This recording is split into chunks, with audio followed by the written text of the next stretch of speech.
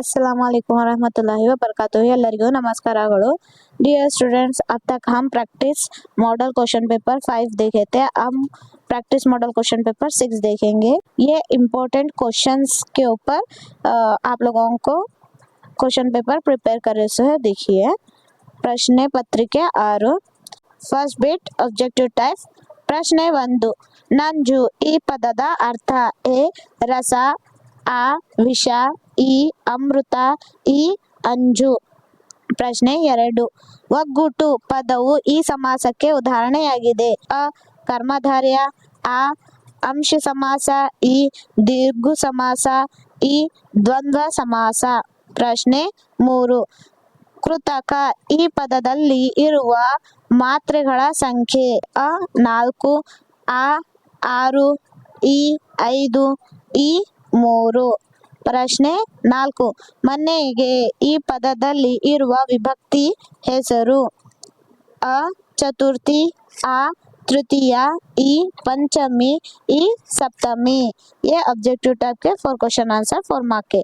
अब next 1 mark के question answer 12 question के 12 मार्क्स मिलते हैं। देखिए प्रश्ನೆ 5 ಬೇಡನು ಎಲ್ಲಿ ವಾಸಿಸುತ್ತಿದ್ದನು ಪ್ರಶ್ನೆ 6 ಈ ನಾಡಿನ ಬೆನ್ನೆಲುಬು ಯಾರು ಪ್ರಶ್ನೆ 7 ರೋಗಿಗಳು ಯಾರ ಬಳಿ ಹೋಗುತ್ತಾರೆ ಪ್ರಶ್ನೆ 8 ಅಸ್ಪೃಶ್ಯತೆ ಆಚರಿಸುವ ಮನುಷ್ಯನಿಗೆ ಹಕ್ಕಿಗಳು ಎಂತಹ ಪಾಠ ಹೇಳುತ್ತವೆ ಪ್ರಶ್ನೆ 9 ಸೌಜನ್ಯವು ಹೇಗೆ ಅರಳಬೇಕು ಪ್ರಶ್ನೆ 10 ಹರಿದ್ವಾರದಲ್ಲಿ ಏನನ್ನು ನೋಡಬೇಕೆಂಬುದು ಲೇಖಕರ ಗುರಿಯಾಗಿತ್ತು ಪ್ರಶ್ನೆ 11 ಗೋಪಾಲನು ಶಾಲೆಯಿಂದ ಮನೆಗೆ ಮರಳುವಾಗ ಏಕೆ ಭಯಪಡುತ್ತಿದ್ದನು ಪ್ರಶ್ನೆ 12 ಕುಣಿಗಲ್ ಕೆರೆ ಹೇಗೆ ತುಂಬಿದೆ ಪ್ರಶ್ನೆ 13 ಕಾಡನ್ನು ಅಲೆದ ಸಿದ್ಧಾರ್ಥನಿಗೆ ಹೊಳೆದದ್ದೇನು ಪ್ರಶ್ನೆ 14 ಅಡಿಗರ ಪ್ರಕಾರ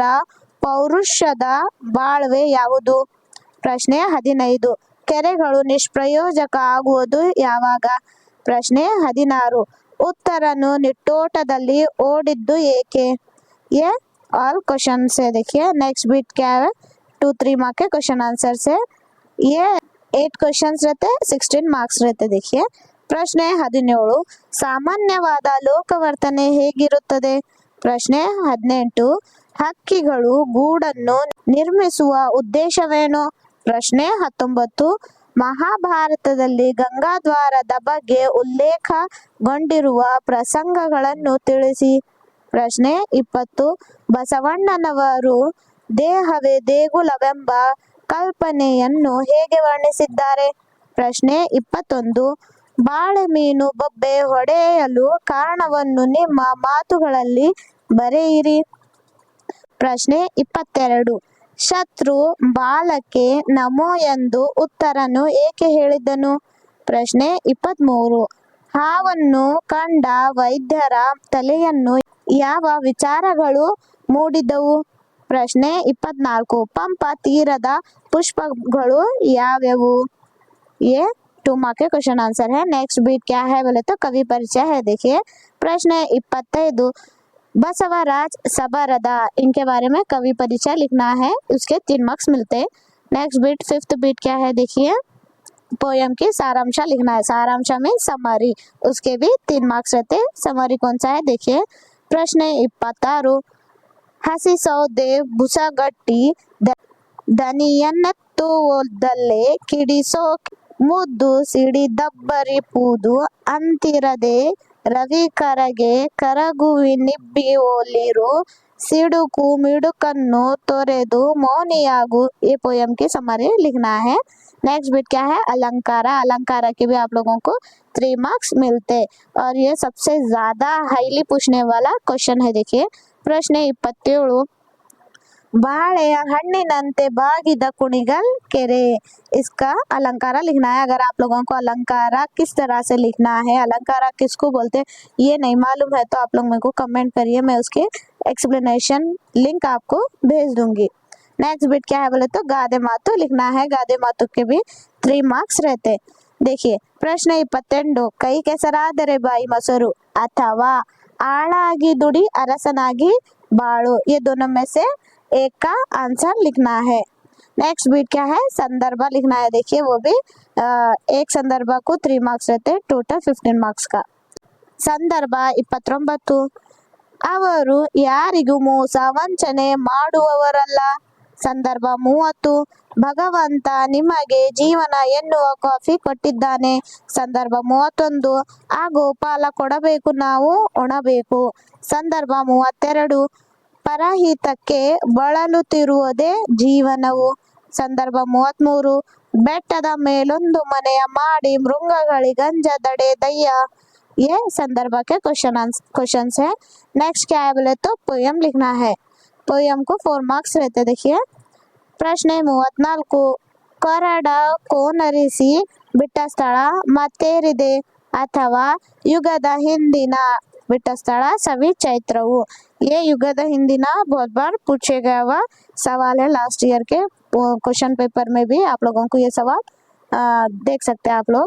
नेक्स्ट बीट क्या है बोले तो 8-10 ವಾಕ್ಯದ ಪ್ರಶ್ನೆ ಉತ್ತರ, इसके भी 4 मार्क्स आपको मिलते।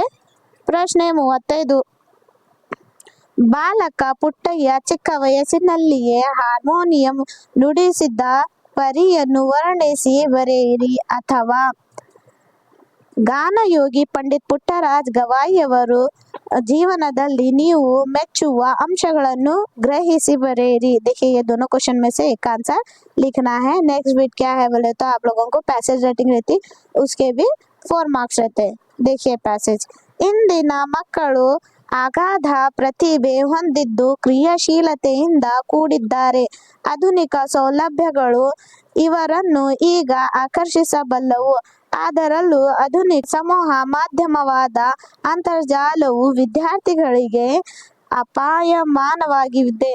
ಹೀಗಾಗಿ ವಿದ್ಯಾರ್ಥಿಗಳಿಗೆ ತಾನು ಕಲಿಯಬೇಕಿರುವ ವಿಷಯಗಳಲ್ಲಿ ಹೆಚ್ಚಿನ ಮಾಹಿತಿ ಅರಿಯಲು ಗ್ರಂಥಾಲಯಗಳಲ್ಲಿ ದಿನಗಟ್ಟಲೆ ಹುಡುಕಬೇಕಾದ ಅಗತ್ಯವಿಲ್ಲ.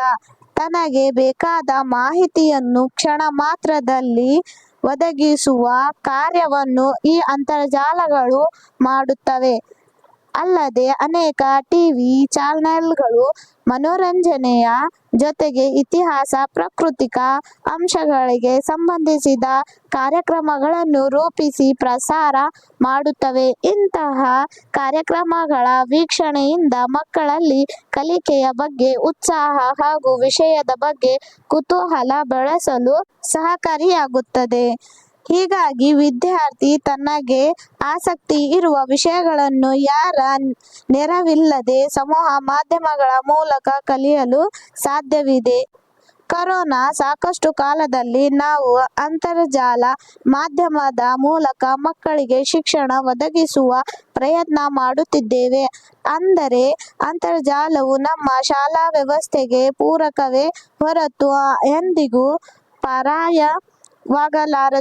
ಏಕೆಂದರೆ ಶಾಲೆಯು ಒಂದು ಸಮುದಾಯದ ಅನುಭವವನ್ನು ಕಟ್ಟಿಕೊಡುತ್ತದೆ. ಆದರೆ ಅಂತರ್ಜಾಲದಲ್ಲಿ ನಾವು ಜ್ಞಾನ ಹಂಚಿಕೊಳ್ಳಲು, ಮಾಹಿತಿಯನ್ನಷ್ಟೇ ನೀಡಲು ಸಾಧ್ಯ. ಸಮೂಹ ಮಾಧ್ಯಮಗಳ ಮೂಲಕ ನಾವು ಮಕ್ಕಳ ಗಮನವನ್ನು ಕಲಿಕೆಯ ಕಡೆ ಹಿಡಿದಿಡುವ ಪ್ರಯತ್ನ ಮಾಡಬಹುದೇ ಹೊರತು ಮಕ್ಕಳ ಸರ್ವತೋಮುಖ ಬೆಳವಣಿಗೆಗೆ ಎಂದಿಗೂ ಸಾಧ್ಯವಾಗುವುದಿಲ್ಲ। ये पैसेज है। अब इसके क्वेश्चंस देखेंगे। ಪ್ರಶ್ನೆ 36 ಆ ಸಮೂಹ ಮಾಧ್ಯಮಗಳು ಮಕ್ಕಳ ಕಲಿಕೆಗೆ ಹೇಗೆ ನೆರವಾಗುತ್ತವೆ? ಪ್ರಶ್ನೆ 36 ಬ ಸಮೂಹ ಮಾಧ್ಯಮಗಳಿಂದ ಮಕ್ಕಳ सर्वतोमुख ಬೆಳವಣಿಗೆ ಏಕೆ ಸಾಧ್ಯವಿಲ್ಲ? ये दोनों क्वेश्चन का आंसर फाइंड आउट करके लिखना, जिसके 4 मार्क्स मिलते हैं। नेक्स्ट बीट क्या है बोले तो प्रबंध ऐसे राइटिंग लिखना है, इसके भी 4 मार्क्स मिलते हैं आपको। ಪ್ರಶ್ನೆ 37 ರಾಷ್ಟ್ರೀಯ ಹಬ್ಬಗಳು ಅಥವಾ ಸಮೂಹ ಮಾಧ್ಯಮಗಳಲ್ಲಿ ದೂರದರ್ಶನದ ಪಾತ್ರ। ये दोनों में से एक का ऐसे राइटिंग लिखना है। नेक्स्ट बीट लेटर राइटिंग है, इसके 5 मार्क्स मिलते हैं आपको। ಪ್ರಶ್ನೆ 38 ನಿಮ್ಮನ್ನು ಶಿವಮೊಗ್ಗದ ಕೊಮ್ಮನಾಳು ಗ್ರಾಮದ ಸರ್ಕಾರಿ ಪ್ರೌಢಶಾಲೆಯಲ್ಲಿ ಓದುತ್ತಿರುವ ರಘು ಎಂದು ಭಾವಿಸಿಕೊಂಡು ನಿಮ್ಮ ಊರಿನ ಬೀದಿ ದೀಪಗಳನ್ನು ಸರಿಪಡಿಸುವಂತೆ ಕೋರಿ ನಿಮ್ಮ ಗ್ರಾಮ ಪಂಚಾಯಿತಿ ಅಧ್ಯಕ್ಷರಿಗೆ ಒಂದು ಪತ್ರ ಬರೆಯಿರಿ ಅಥವಾ ನಿಮ್ಮನ್ನು ಮೈಸೂರಿನ ತರಳ ಬಾಳು ಪ್ರೌಢಶಾಲೆಯಲ್ಲಿ ಓದುತ್ತಿರುವ ತುಳಸಿ ಎಂದು ಭಾವಿಸಿಕೊಂಡು ನಿಮ್ಮ ಹುಟ್ಟುಹಬ್ಬಕ್ಕೆ ಆಗಮಿಸುವಂತೆ ಕೋರಿ ಶಿವಮೊಗ್ಗದ ಕೋಟೆ ಬೀದಿಯಲ್ಲಿರುವ ನಿಮ್ಮ ದೊಡ್ಡಮ್ಮನಿಗೆ ಒಂದು पत्र बरिएरी। देखिए ये 2 में से एक का लेटर लिखना है। ये आप लोगों के 6th प्रैक्टिस क्वेश्चन पेपर है। आई होप आप लोगों को ये हेल्प हुआ हो। Thank you.